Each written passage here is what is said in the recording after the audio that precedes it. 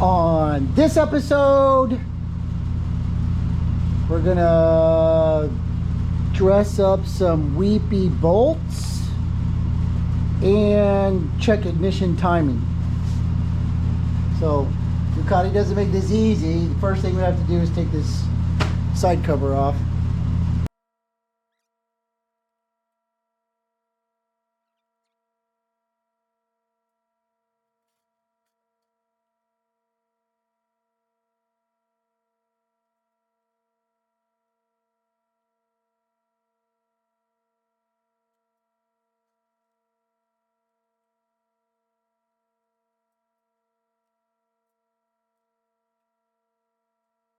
So far,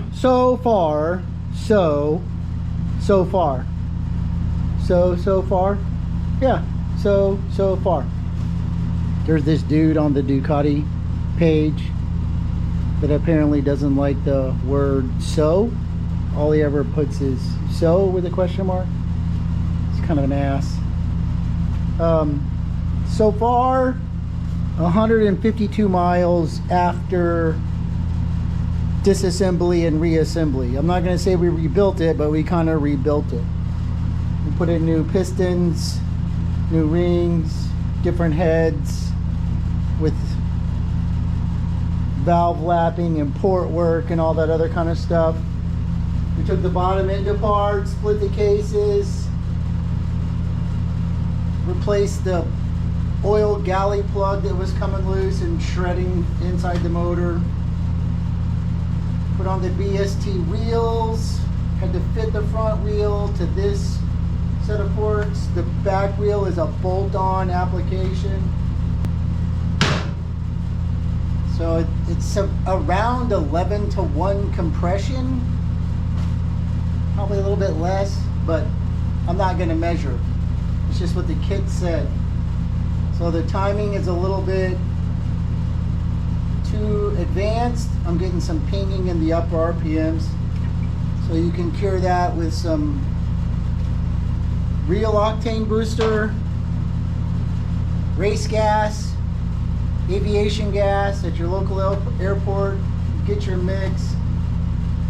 There's also an ignition module you can buy that you can map. I don't have the ignition module yet, but I can see that coming in the future. But today, little bolts down here kind of weepy. So, you know, the oil is making its way around the bolt head and is starting to weep around. So far, there's not one drip. A Ducati that doesn't drip is an anomaly or just lucky. So I'm gonna bust those out, put them back on, put some gasket sealer on them. Oh, I got a drip right there. So first drip right here. You can see the discoloration in the wrap. Why is it dripping? I don't know. It's not leaking at the gasket seam. It's leaking right here around this bolt head. 1, 2, 3. But we're gonna do all 4.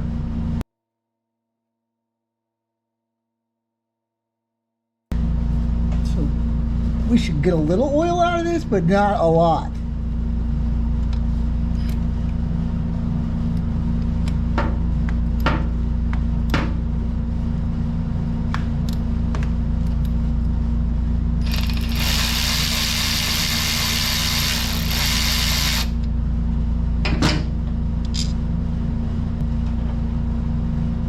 So just a little smear, a schmear.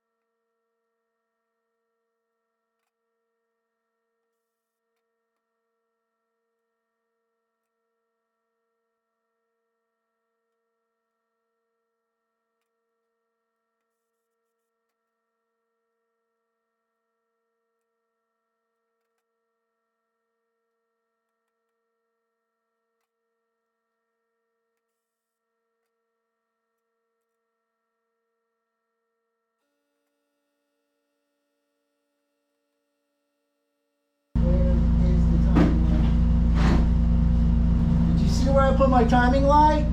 It's gotta be over here somewhere. So you don't always have to use your battery on your bike if you got an extra battery laying around. As long as it's got a charge on it. It might work.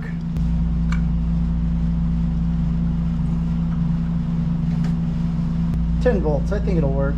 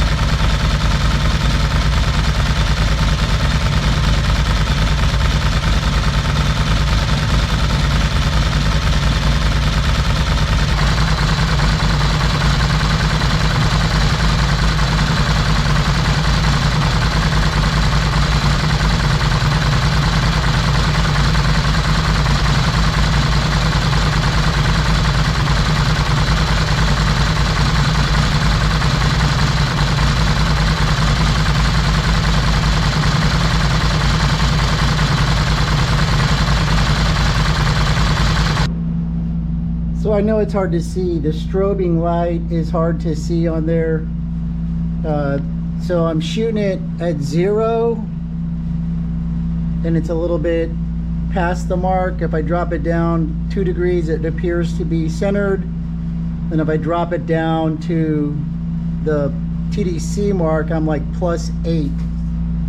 So this thing wants to be about +6. With the higher compression pistons, it's going to want a little bit less advance. So we'll probably need to knock it down to like +5. The problem with all that is there's oil in here. Then you got to take all of this stuff off to pull this cover off so you can get to all that. But I'm not going to do it today. Okay? I'm not. I just want to take a reading, see where I'm at. I'm going to put the side cover back on. And I'm going to go get a smoked then fried chicken sandwich from LJ's Barbecue. On this episode, we're going to adjust the ignition timing. We have to take the side panel off. We're going to have to take the cover off the side of the motor. We got to move the little thingamajiggers. And then put it all back together and then shoot it again and check it. Should be closer. It's kind of a pain, but not too bad. Honest. Oh, well, yeah, it's a pain.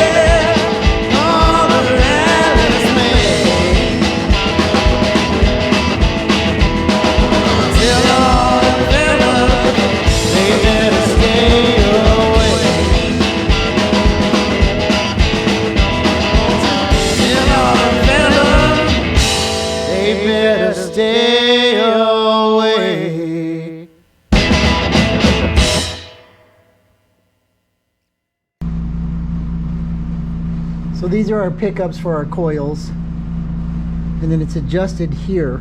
It slides up and back. So if we want to go retard the timing, we're going to go this way. Spins this way, move it this way, and it's retarded. Move it that way, and it's advanced. So when you're looking at the dots, there's a top dead center dot, and then there's ignition dot. So this is where it's supposed to pick up when it's idling, and then full advance is way over here. Same over here. Two different cylinders. Timing affects them both the same, but wherever you're reading at. So top dead center, timing mark, full advance. This is like, I don't know, 32, 36. And so I was reading it with my strobe, and we were hitting a little bit in front of that. And then when I was backing it down to 0, I was somewhere around 8 degrees. So it's supposed to be about 6 degrees for the stock. And then for 955 high compression pistons, the people on the internet say to back it off too. So we need to be somewhere around 4. So there's little dash marks under here you can't see, and every dash is supposed to be 2 degrees. So if we back it off 2, we should go from 8 to 4. And then there's an air gap between the pickup and the magnet that's 0.6 or 0.8 millimeters, between 0.6 and 0.8. So, you know, we got to measure that too.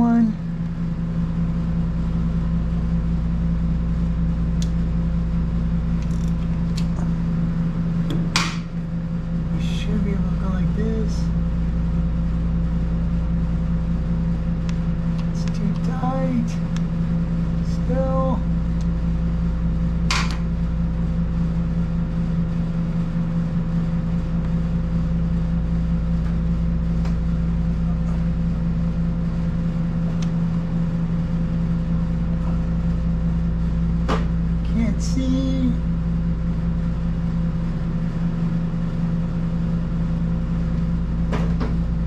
Okay.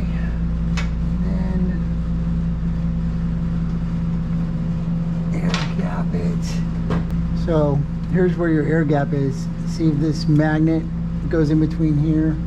This is a 7. So if you just put it in there like this, push your thing over there.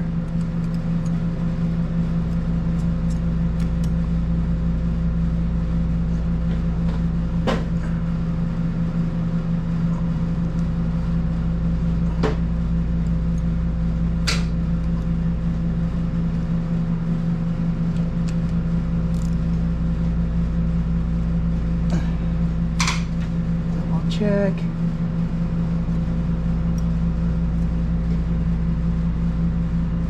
Yeah. Now I got to do this one, but I need to turn this so I can get the magnet over there.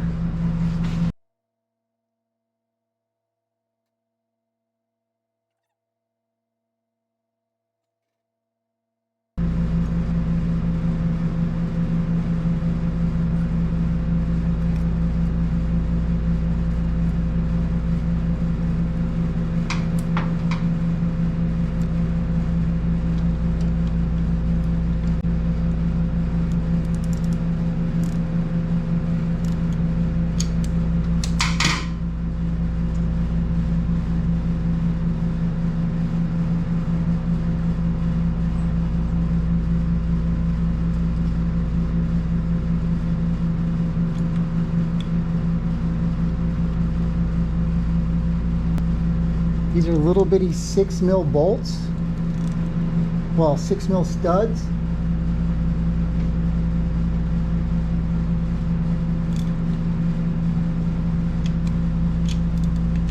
So about 9 Newton meters. I don't want to rip them out of the case.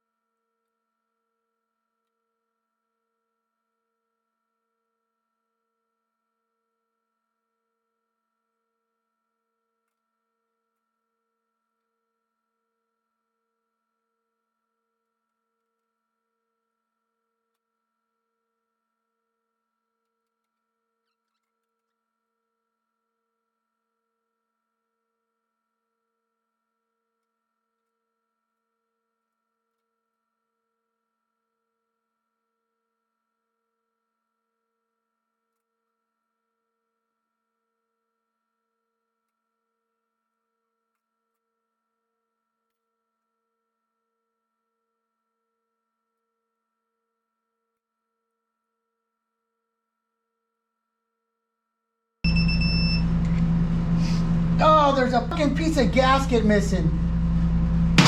And I think it was from the bottom. It's from the bottom. Mother! Of course. Of course.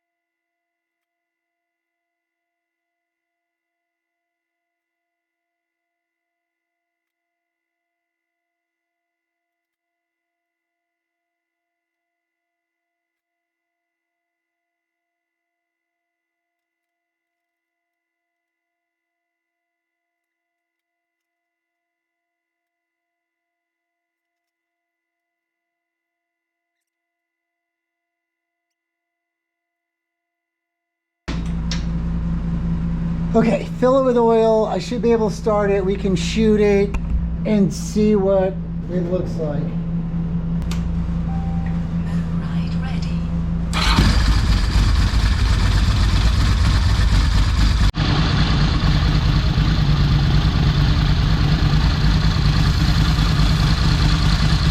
If I shoot that at 0, we're behind the mark. If I dial it down,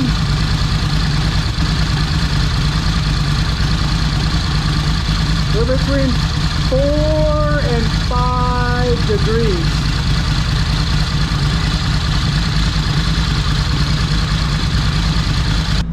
So this one has a advanced feature on it, so you can read timing at advance. So when I shoot it at 0, it's in between the marks, and then if you dial it down to where the mark is reading on the top dead center, I'm about 5 degrees advanced. So we were at 8, stock is 6, I backed it off 1 over stock to 5, 4-ish, 5-ish, let's say between 4 and 5, because there's fluctuations in there. So I'll run that for a while, see how it does. Then if we have to, all this comes off again and we'll dial it down some more.